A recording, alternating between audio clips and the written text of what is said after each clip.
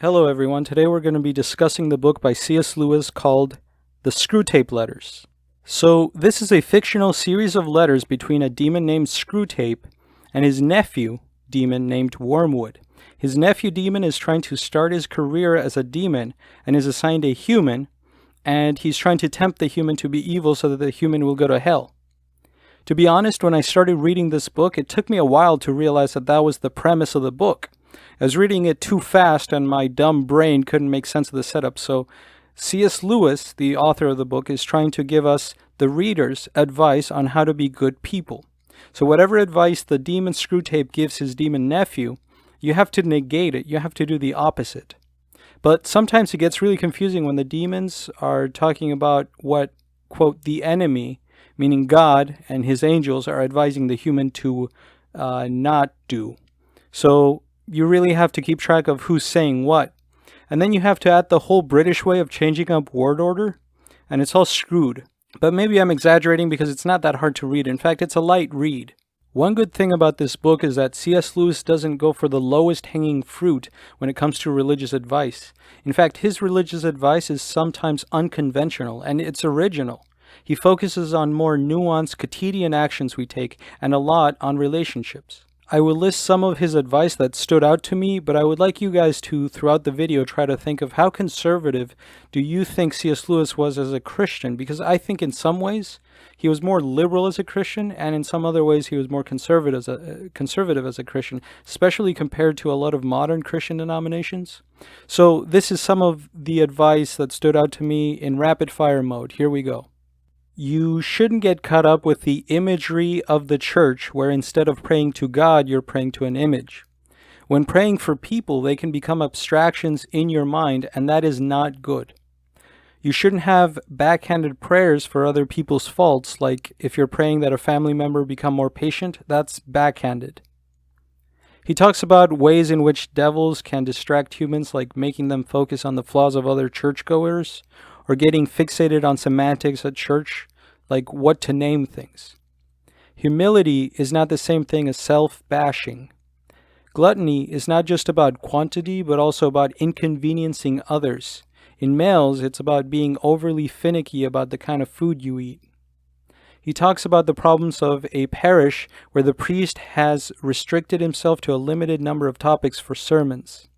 In the Toast, he says that devils need religion for the sins that Pharisees fall in. You see that religion creates Pharisees, and Pharisees feed devils. Anyways, he emphasizes people's mistake of thinking they own their own time. All their time is a gift of God. Ergo, if you plan on watching TV, you shouldn't have a bad attitude about having to go to church instead or helping your spouse to do the dishes. You don't own your time. He also talks about how people in a relationship might have a different way of expressing their love or a different way of not being selfish. So they could both do nice things for each other and still think the other is not reciprocating. He mentions the tendency in couples to make little sacrifices. One person in a marriage suggests doing something, for example, and the other person says they don't want to, but because they're being selfless, they will. Well, the first person cancels it anyways because they don't want to do things just as a way for the other spouse to practice, quote, petty altruism. As you can see, his advice is a lot about everyday relationships. It's kind of the Curb Your Enthusiasm of Christian lit. Also, there's something to be said about how orthodox this advice is. I know he doesn't mean it in this way, and there are a lot of examples later of how lax C.S. Lewis is, how he emphasizes that there's a lot of joy in life, a lot of things to enjoy. But have you noticed how in the examples I mentioned, there's an emphasis on how you should think about things? And thought policing is the most strict manifestation of any religion, because sometimes thoughts can be involuntary. Just from my own experience in religion, it's one thing to feel Christian guilt for doing something bad, but it's another thing to feel Christian guilt for thinking something. Of course, this is a mischaracterization of C.S. Lewis's intentions. I think his main emphasis, what the point he's trying to make, is that the devils who are working on us start out small with our thoughts, by just getting us to think or simply to not think about something a certain way. C.S. Lewis criticized a lot of modern fads, some of which I think are still happening and probably will never stop. In these ways, I think he was more conservative in his views of Christianity. He talks about the historical Jesus, the political move that happens every few years of reinventing Jesus to fit modern values. So just twisting Jesus into a historical figure, emphasizing some aspects or not emphasizing others. So like just portraying him as a teacher or a Marxist or a humanitarian only, and conveniently not emphasizing that he was supposed to be the Son of God. C.S. Lewis also had a quote, "Men or nations who think they can revive the faith in order to make a good society might just as well think they can use the stairs of heaven as a shortcut to the nearest chemist shop." End of quote.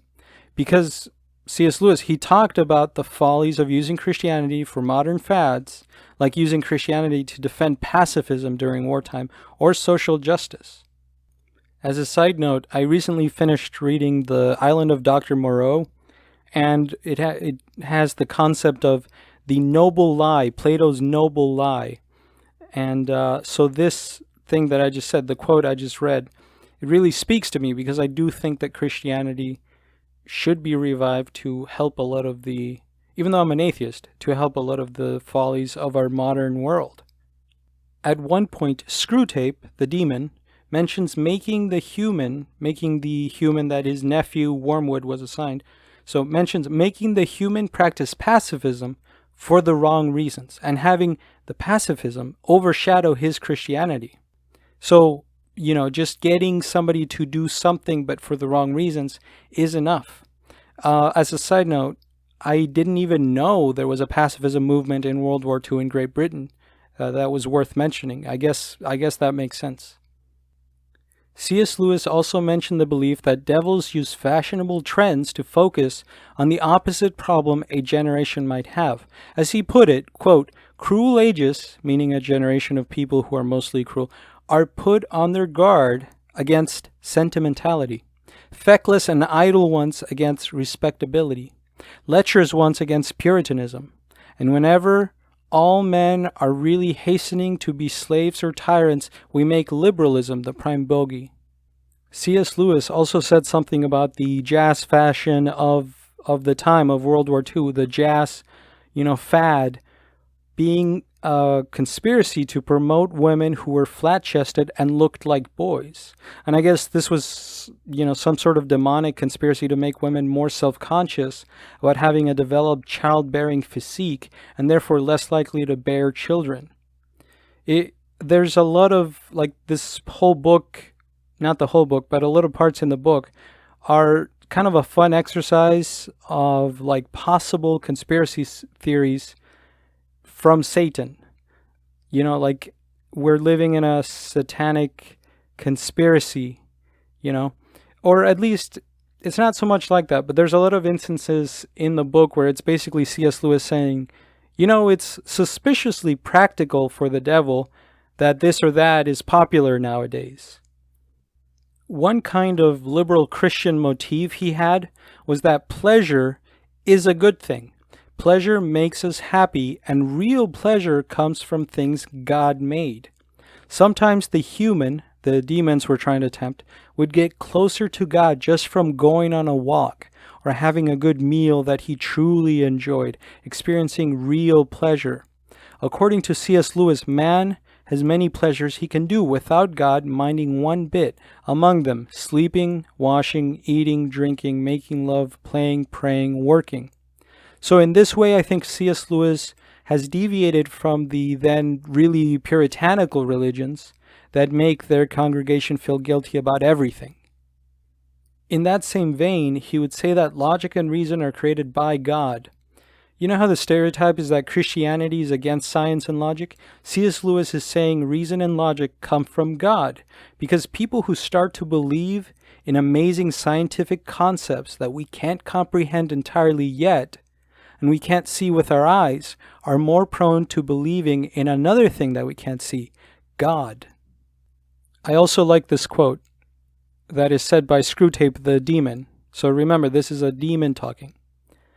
Quote, For humans must not be allowed to notice that all great moralists are sent by the enemy, meaning God, not to inform men, but to remind them, to reinstate the primeval moral platitudes against our continual concealment of them.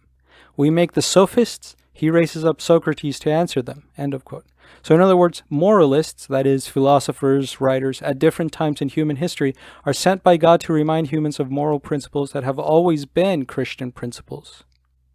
One thing that really blew my mind was his opinion on sex. If I understood him correctly, so remember, you have to do the opposite of what the devils are saying, so it was a little hard to understand, but if I understood him correctly, now he's not encouraging people to have sex outside of marriage, but he's saying that there is value, a transcendental, eternal value in sex, even if it happens to happen outside of marriage. And the devils were pointing out that humans misunderstood Paul's explanation of this fact, that there is a transcendental, eternal value in copulation alone, even if the two people are not in love and are not married. The other thing that blew my mind, he also makes a case that there's value in having a loveless marriage. In other words, people should not get married just because they're not in love. He wrote, quote, "Humans who have not the gift of continence can be deterred from seeking marriage as a solution because they do not find themselves, quote, in love. And, thanks to us," meaning the devils, "the idea of marrying with any other motive seems to them low and cynical." Yes, they think that. They regard the intention of loyalty to a partnership for mutual help, for the preservation of chastity, and for the transmission of life as something lower than a storm of emotion. End of quote. I found that really mind-blowing. I guess it was different times then, and our views of marriage have changed a lot. I mean, he's defending loveless marriages. There was a motif that was all over the book, which was that a lot of things in life are neither intrinsically good nor intrinsically bad. Some things in life can be both used by demons to get us to hell or used by God to save our souls. Life events like falling in love, getting conscripted, etc. For example, when the human in the story goes to fight as a soldier in World War II, I thought, the devils would be very happy about this opportunity, but C.S. Lewis points out that war can bring people closer to God and get them thinking about their mortality. Then again, knowing what the Imperial Japanese Army and the Nazis and even the Russians, Americans, and the rest all did during the war, perfectly normal people who ended up doing extremely evil things in war. But I guess C.S. Lewis didn't want to get too dark in this book. I mean, it's supposed to be a funny, light read. So, yeah, he didn't get that dark, obviously. But the one that really surprised me, and this is a spoiler, so skip like 30 seconds because I'm going to spoil the ending. I'll give you time to skip. It really surprised me that the human ends up dying in war. And he dies a good Christian man. So the devils lose because he went to heaven. I did not expect that, but it was a good thing for C.S. Lewis to point out that death is not the end. Reading it, you're sad that the dude dies, but you realize that he went to heaven, and that's what really matters. Wow. So there's the tiny sequel that C.S. Lewis wrote called Screwtape Proposes a Toast, and I made some notes on it. I like the quote from the toast where he says, quote, "It is here that the general evolutionary or historical character of modern European thought, partly our work, comes in so useful." End of quote. And I find that funny that, he's saying that European thought is mostly the work of demons. I like that C.S. Lewis talks bad about trade unionists at the end of the toast.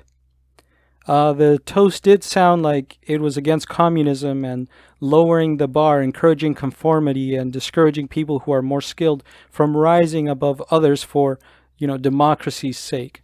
Although it should be noted that in the toast he says good things about Christian socialism, whatever that is. He was against state education, which he predicted would take over the country. He was against this in part because of the war effort.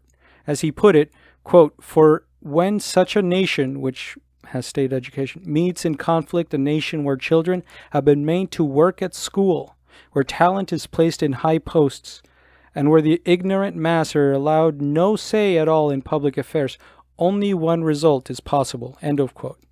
I read the Wikipedia article, and it said he was referencing the Cold War. So if Great Britain, with its dumb state-educated children, has to go to war against a more intelligent USSR kids, that's what he's saying. It's weird because the USSR also had state education, right? So I don't really get that.